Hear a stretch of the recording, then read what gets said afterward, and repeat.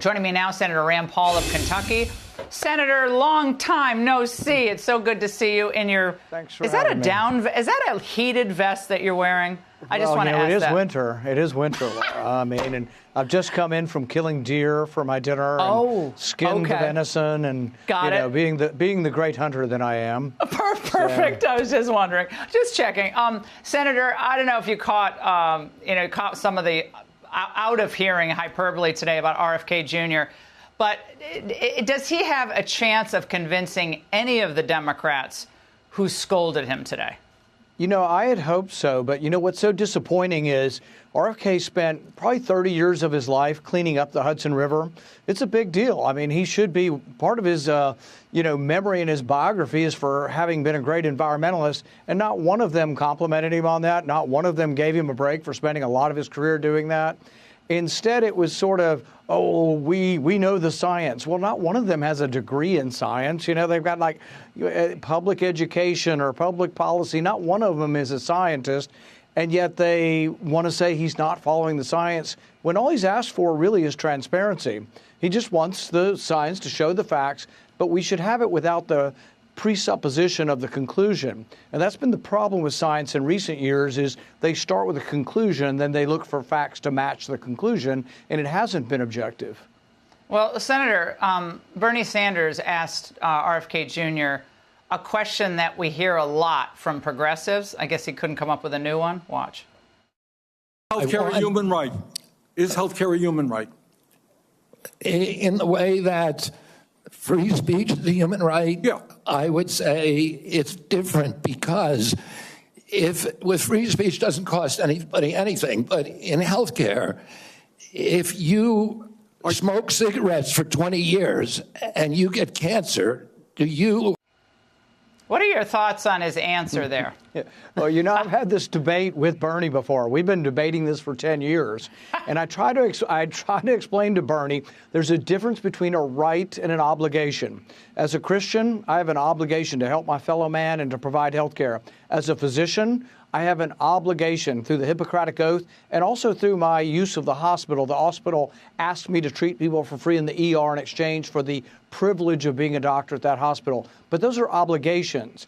But a right implies that someone can knock on my door and say, hey, I want free cataract surgery because I have a right to health care.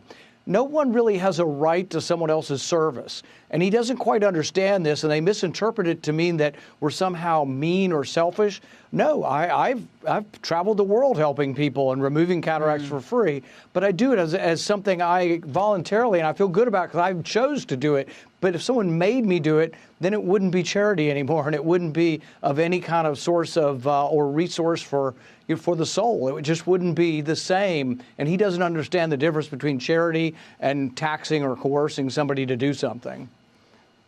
Being up there now with the Republicans in the majority, can you just take us behind the scenes a little bit, Senator, on what the mood is like with your colleagues across the aisle? Are they in need of help? I mean, should we send fruit baskets? Only organic, of course. Well, you mentioned in your opening about depression. Oh, my goodness. There's some serious depression. There's some scowls. There's some petulance. They're all so upset that they're protesting against Department of Interior, the Secretary of Department of Interior. They're going to stop them, or Commerce. No, they're just being petulant, and they have been so defeated. But the one thing I've noticed in the last 100 executive orders that have come out, I don't see a lot of people protesting in Boston when they arrest murderers, rapists, thugs, assailants, and say you're leaving the country and put them on a plane. The whole thing with Colombia, having the president there back down and take the people that he was obligated to take by treaty, was a huge victory, not only for our country, but for the rule of law. So I see so many victories coming down that I think the Democrats are going to need some kind of intervention. And I'm willing to sit with them and hold hands and try to make them feel better about their losses. But the American people, I think, are with us. Yeah, you help remove cataracts. You do that out of your Christian charity, and you can help remove depression and anxiety. Is there nothing you won't volunteer to do out of the goodness of your heart, Senator? It's great to see you. I am up for Humanitarian of the Year, so true. I'm just joking. I'm just joking.